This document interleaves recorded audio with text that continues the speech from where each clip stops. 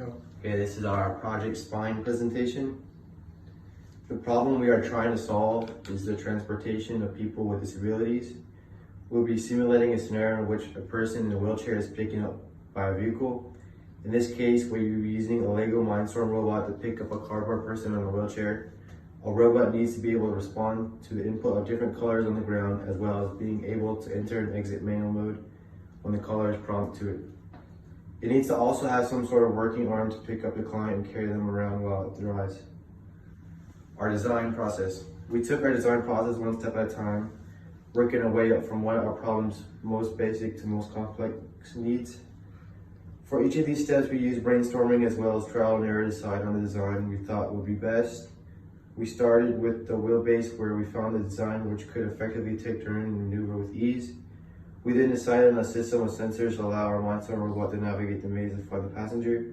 Once we had all our sensors attached to EV3, we were able to quickly craft a lift mechanism which wouldn't get in the way of our robot's movement. So it's a picture of our design and us. Okay. Our design process. Our group is split between 2 people working on the robot and 2 people working on the code. While Andrew, Liam, and me built the robot, we worked on creating a manual control code to drive it around using a keyboard, which is the 2.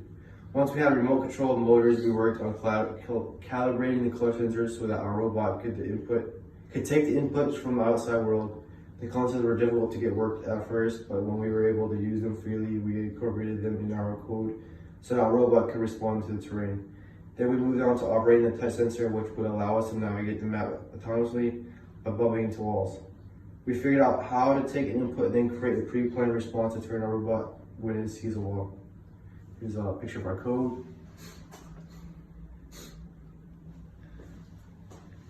Our final design. Our robot operates on 3 wheels, 2 of them being attached to motors, and the third being a swiveled sphere for turning the robot. We have a color sensor or the level of the motors, which is mounted underneath the brake of the EV3 so that the sensor itself is close to the ground.